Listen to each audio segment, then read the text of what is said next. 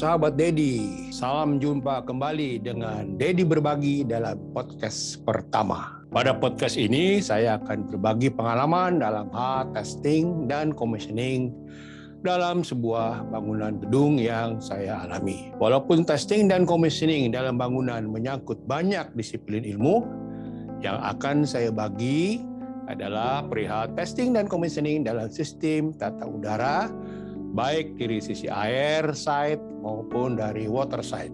Saya juga akan berbagi memperagakan perihal peralatan-peralatan apa saja yang dimanfaatkan untuk melakukan kegiatan tersebut. Seperti sahabat-sahabat ketahui, sistem tata udara adalah menjadi pengguna energi yang terbesar dalam sebuah bangunan, sekitar antara 50 sampai 60% dari seluruh penggunaan energi. Oleh sebab itu, mengetahui kinerja mesin-mesin tata udara dari aspek efisiensinya perlu menjadi perhatian dengan selalu memperhatikan testing dan commissioning secara berkala agar penggunaan energi bisa kita kelola dengan baik. Baiklah, kita mulai saja dengan paparan singkat saya perihal testing dan commissioning ini. Saya adalah pemerhati pengelola bangunan dan pernah bekerja di properti selama hampir 45 tahun di berbagai jenis bangunan komersil seperti perkantoran, perhotelan, dan pusat perbelanjaan. Saat ini saya masih aktif sebagai konsultan mandiri, konsultan bangunan hijau, energi auditor, asesor bangunan hijau. Saya juga member ASRE Indonesia Chapter, Sekjen BOMA Indonesia, dan anggota pakar IAFI. Baiklah, kita harus menyamakan dulu persepsi perihal apakah commissioning tersebut. Commissioning adalah dalam suatu bangunan adalah proses yang sistematis dan didokumentasi untuk memastikan bahwa kebutuhan operasional pemilik terpenuhi, sistem bangunan berfungsi dengan efisien, sesuai dengan rancang bangun, dan operator memperoleh peralatan yang benar. Jadi itulah fungsi dari commissioning. Jadi kita melakukan commissioning agar proses daripada mesin-mesin yang kita beli itu semua sesuai dengan spesifikasi apa yang dibayar oleh pemilik bangunan, sehingga fungsi daripada mesin itu betul-betul maksimal. Kemudian apa tujuan melaksanakan commissioning? Untuk tujuan untuk melaksanakan commissioning tersebut pertama adalah untuk menghasilkan fasilitas bangunan yang beroperasi sesuai dengan yang dimaksudkan. Kedua adalah untuk menghasilkan bangunan fasilitas yang memenuhi kebutuhan pemilik bangunan dan para penghuni. Dan yang ketiga adalah untuk memberikan pelatihan yang tepat untuk operator agar fasilitas bangunan dapat beroperasi dan dipelihara dengan tetap efisien. Kapankah proses tersebut sebaiknya dilaksanakan? Proses commissioning yang dilaksanakan menjelang akhir konstruksi adalah baik, tetapi lebih baik lagi proses commissioning dimulai pada awal konstruksi, dan yang terbaik adalah proses commissioning dimulai selama desain skematik. Jadi mulai dari awal ya, jadi betul-betul kita mengetahui apa yang didesain, apa yang terpasang, sehingga pada waktu commissioning tidak ada yang terlewat satupun. Kita mampu mengurangi perubahan pada proyek ya, jadi tidak ada perubahan-perubahan, tidak ada site order atau segala macam ya, sehingga kita bisa memperoleh lebih maksimal biayanya. Kemudian memperoleh penggunaan energi yang lebih rendah serta mengurangi masalah-masalah pada operasional ya. Jadi kalau kita melakukan commissioning dengan baik, maka pada saat kita operasional semuanya berjalan dengan sempurna. Pada umumnya ada 4 jenis ya proses commissioning. Yang pertama adalah commissioning itu sendiri atau disingkatnya CX ya. Kemudian yang kedua adalah recommissioning atau re-CX ya. Dan yang ketiga adalah retro commissioning atau retro CX. Dan yang keempat adalah continuous commissioning atau continuous yang berkelanjutan atau CCX. Nah, commissioning sendiri adalah seperti yang disampaikan tadi adalah sebuah proses yang berfokus pada untuk meningkatkan mutu pada sebuah proyek baru. Proses berfokus pada verifikasi dan mendokumentasikan bahwa fasilitas dan semua sistem komponen dan sesuai dengan yang direncanakan, dirancang, dipasang, diuji, dioperasikan, dan dipelihara untuk memenuhi persyaratan pemilik proyek. Itu yang ada di guideline-nya ASRE. Ya. Kemudian, recommissioning atau ReCX adalah proses yang berfokus untuk mengevaluasi sebuah bangunan yang telah melakukan proses commissioning, proses berfokus pada verifikasi dan mendokumentasikan semua sistem-sistem alat-alat yang direncanakan, dirancang, dipasang, diuji, dioperasikan, dan dipelihara masih memenuhi persyaratan pemilik proyek. Sedangkan retro commissioning atau retro CX adalah proses commissioning diterapkan untuk fasilitas yang belum pernah melakukan proses commissioning. Jadi bangunan itu belum pernah melakukan proses commissioning dari awal. Ya, kalau kita melakukan commissioning maka itu disebut prosesnya retro commissioning. Proses dasar sama dengan CX ya atau commissioning pertama. Mengevaluasi dimulai daripada pradesain melalui data-data operasional dan proses pemeliharaan untuk mengoptimalkan pemanfaatan agar sesuai dan memenuhi persyaratan pemilik bangunan. Dan yang keempat, continuous commissioning adalah proses sistematis di mana pemilik bangunan secara berkala ya, jadi secara rutin melakukan proses commissioning untuk memastikan bahwa fasilitas bangunan dan seluruh sistemnya beroperasi dengan baik dan berfungsi secara optimal sesuai dengan untuk memenuhi persyaratan dari pemilik bangunan. Jadi yang terbaik ya tentunya kita melakukan continuous commissioning ya agar sistem tersebut kita pelihara dengan baik sehingga energi efisiensinya juga bisa terkontrol. Kemudian tujuan commissioning dan retro commissioning yaitu memberikan solusi yang berguna untuk pemilik bangunan. Yaitu tujuan utama, memberikan solusi yang berguna untuk pemilik bangunan. Solusi itu bermacam-macam ya. Yaitu ada solusi yang harus menghasilkan peningkatan dalam operasional bagi pemilik. Mampu menghemat energi, mampu meningkatkan kepuasan penghuni, kemudian mengurangi biaya pemeliharaan dan mengurangi manajemen risiko.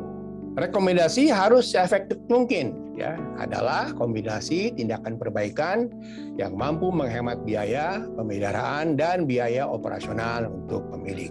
Nah, struktur proses bagaimana pelaksanaan commissioning kita akan lanjut ya bagaimana pelaksanaan commissioning dan retro commissioning. Nah, ini struktur proses commissioning adalah memahami dulu ya, kebutuhan pemilik ya. Kita melakukan analisa sistem, bangunan yang efektif, mengembangkan rekomendasi yang mengarah kepada solusi ya. Kemudian kita memberikan solusi yang tepat ya. Setelah kita menganalisa ya bangunan-bangunan tersebut atau mesin-mesin tersebut, mengembangkan rekomendasi dan kita mengarahkan kepada solusi ya. Jadi prosesnya juga harus sistematis ya, mengidentifikasi dan memperbaiki semua masalah.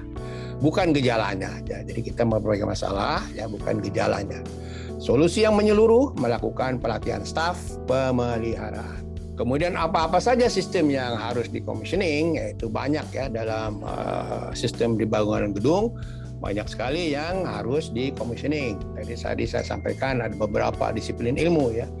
Jadi ada ventilasi dan air conditioning, ada building automation system, ada fire protection, electrical system, ada switchgear, transformer, grounding, ya, kemudian bonding circuitry, kemudian generator dan UPS system, lighting dan lighting control dan vertical transportation. Itu adalah beberapa yang ada di dalam bangunan gedung ya. Tapi pada saat ini saya hanya berkonsentrasi pada commissioning di sistem tata udara, memperbaiki kinerja bangunan yang buruk ya. Jadi itu juga alasan karena kenapa kita melakukan commissioning. Kemudian memperoleh penghematan energi dan mengikuti perkembangan green movement ya, karena banyaknya sekarang kegiatan-kegiatan yang green movement ya, sehingga hal tersebut harus kita mengikuti selalu ya. Kemudian memperbaiki yang tidak bisa diperbaiki pada waktu project, mungkin ada pekerjaan yang tidak bisa diperbaiki. Nah, pada saat commissioning kita akan melakukan beberapa saran untuk diperbaiki. Kemudian meningkatkan kenyamanan penghuni dan juga produktivitas dan kenyamanan. Dalam proses pelaksanaan ada beberapa tahap yang harus dilalui ya. Di antaranya adalah jadi kita harus mempunyai kontrak ya, kontrak dengan pemilik bangunan bagaimana kita akan melakukan commissioning. Kemudian ada tahap pra-investigasi, tahap investigasi di lapangan, tahap menganalisa, dan tahap corrective action ya. Masing-masing tahapan akan saya uraikan secara umum. Tahap investigasi di lapangan yaitu kita merencanakan jadwal ya commissioning, kemudian rapat tahap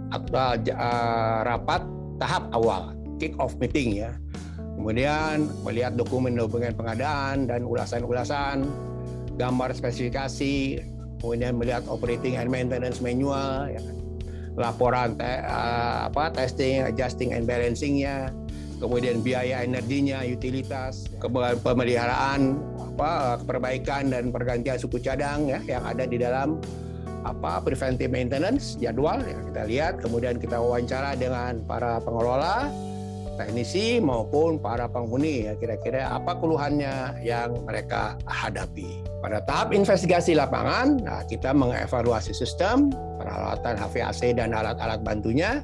Kita lihat bagaimana kondisinya, pemasangannya, apakah sudah sesuai dengan standar ya.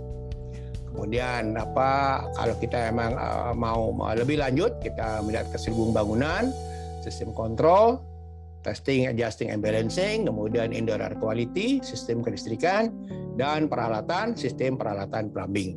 Nah ini tapi kita akan khusus pada sistem tata udara. Proses pelaksanaan meliputi tahap penganalisaan yang terdiri dari menganalisa masalah-masalah yang terjadi, mengidentifikasi masalah yang ada, mengambil keputusan terhadap masalah-masalah, kemudian kita membuat rekomendasi masalah dengan membuat laporan, persiapan, menyajikan laporan, dan corrective action. Kemudian beberapa tahap proses pelaksanaan commissioning adalah sebagai berikut. Tahap pertama adalah langkah korektif meliputi perbaikan dan rekonstruksi serta melakukan commissioning. Tahap kedua adalah tahap tindak lanjut, mempelajari hasil serta verifikasi kinerja bangunan. Jadi setelah kita melakukan perbaikan desain, konstruksi, kemudian kita melakukan commissioning ulang, tindak lanjutnya kita melihat apakah hasilnya sudah sesuai sehingga kinerja bangunannya bisa terbentuk sesuai dengan keinginan para pemilik bangunan. Baiklah, kita akan melanjutkan ke bagian terakhir yaitu biaya mengenai commissioning ya, yang akan kita jelaskan di paparan terakhir. Nah, biaya commissioning ya CX kalau dari awal ya, yaitu kira-kira 0,5 sampai 1,5% dari seluruh konstruksi total ya. Kalau biaya konstruksinya mungkin 1 triliun ya, kira-kira commissioningnya 1%. Gitu kan lumayan ya, karena orang-orangnya cukup banyak. Nah, sedangkan untuk retro commissioning ya atau gedung yang belum pernah di commissioning, kemudian kita melakukan commissioning, tentu biayanya berbeda, yaitu 3% sampai 5% dari total operating cost ya. Jadi operating cost dihitung ya kan, berapa ya kan harganya, nilainya, kemudian kira-kira biayanya sekitar segitu ya.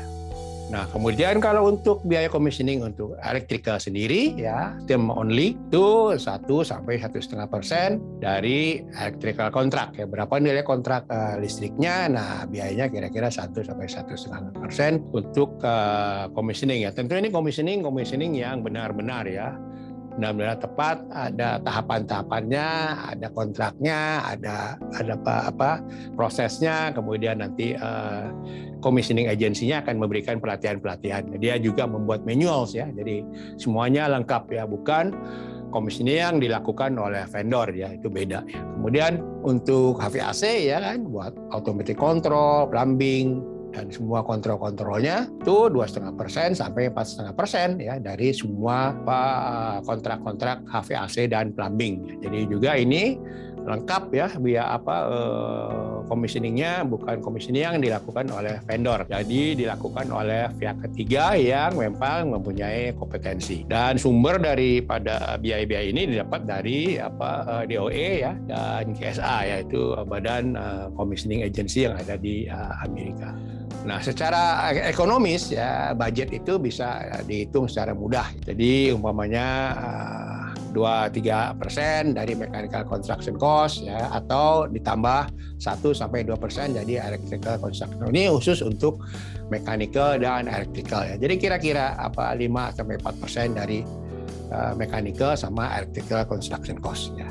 Nah, ini adalah referensi-referensi yang saya pergunakan ya, terutama dari SRE Guideline No dan Standar 202, kemudian juga dari NEB ya, National Environmental Balancing Bureau, juga dari Building Commissioning Guideline dan American Commissioning Guideline. Dan demikianlah para sahabat, mudah-mudahan ini bermanfaat dan kita akan berjumpa lagi pada podcast-podcast yang selanjutnya, tentunya yang berhubungan dengan masalah-masalah teknis di bangunan tebing.